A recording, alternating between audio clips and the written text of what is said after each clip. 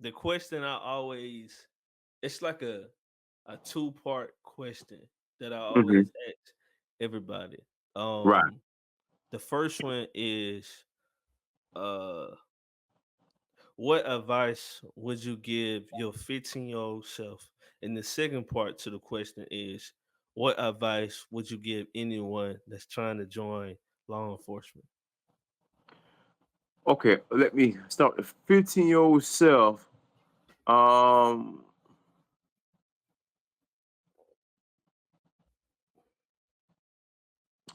15. See, 15, I was in 10th grade. What I had going on?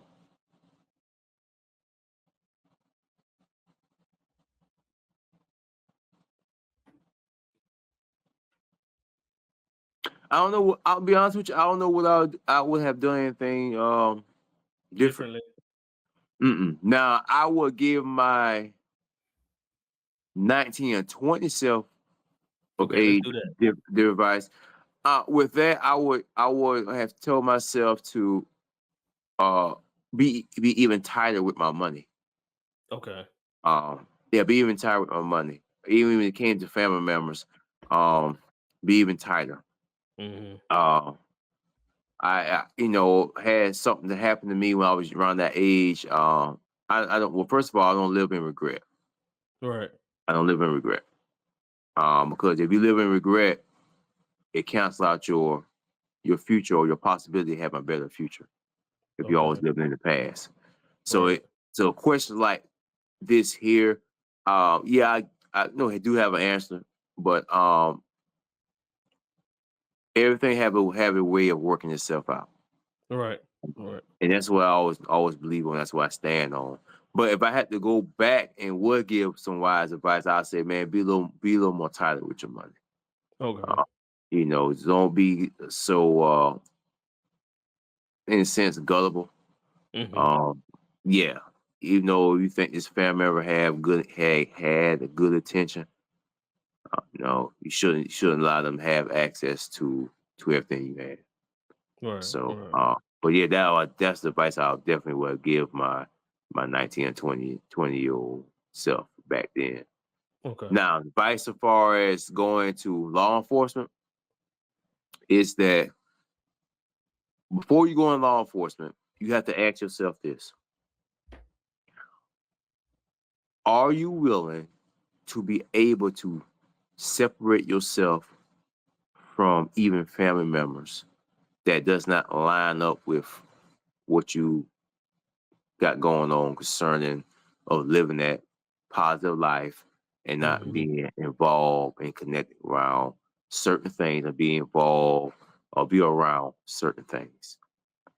Are you willing to separate yourself from that and draw a line? Mm. That's what I was asking about. If you're not willing to do that and live draw a line, draw a line between things that you can be evolving around. If you having to struggle with that, there's no need for you to join off if you have not made up in your mind that you are willing to disconnect yourself, um, or distant. Well, I should say distant yourself from certain ones who live a Hmm. certain type of lifestyle. Right. You have to be able to do that because with that, it um comes with the territory.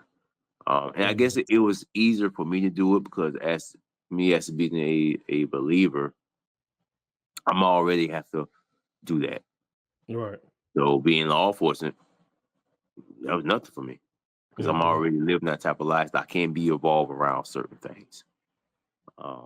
So but I would tell anybody that, hey, if you having a struggle to dealing with that, law enforcement is not gonna make it better. Mm. Yeah. Mm. That's deep. I would Yeah, say that's deep. that's the honest truth. Right. Yes, that's Mm. you got to be able to separate yourself, man. Sometimes that could be a challenge for certain people because of um well, that's my family, that's my blood, and all that things of that nature. Oh Mhm. what people gonna say? Hey, people going. I mean, you got to be willing to handle and deal with that. And it brought me to, my second thing. I always think about my daughter. Mm-hmm. Um, having a father in law enforcement. Mm-hmm. Um, you know, I always think about her and I go out here and represent her, and I try my best to do right by people. So if she does hear my name in the street when she get older, I want her to hear that, man, your pops all right, man. He look out for me, man. Or, man, your pops crazy, man. He ain't what I Right. thought he was. He's not who I thought he was. What I expect him to be. Right. That's why. Right. That's why I will want her to hear, uh, because by her having a father in law enforcement, that's another element that she has to deal with as a child.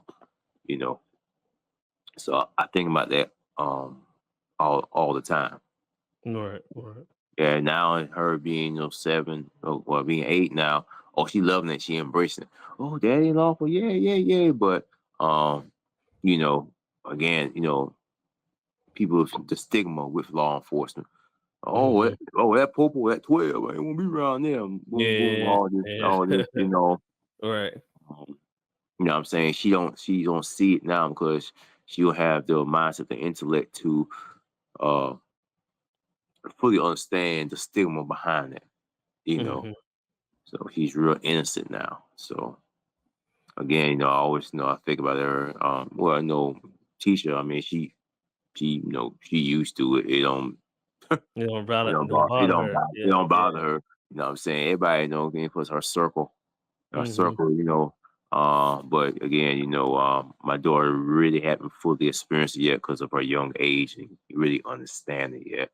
But when she Mm-hmm. get honestly, by the time she get in her teens, I'll be at the latter part of my career by that time. Right. Right. So, and plus, on that same note, we do have a lot of people in law enforcement that also are coaches and things of that nature in the community that do dual roles, you know. Mm-hmm. So, especially as African Americans, a lot of us do that dual role and coach and stuff. So, people get again the younger generation does get to see the other side uh, Right. Right. of policing. It's more than locking them up, put you in jail or taking your freedom away. It's about again serving the serving part that's come with the community policing. Mm-hmm. Yep. Man, you want to hear more of this episode and other episodes? Well, click the link down in the description box down below. And don't forget, like, comment, subscribe to the channel for more content. That being said, day by day, it's a better day. Swim for life. We out.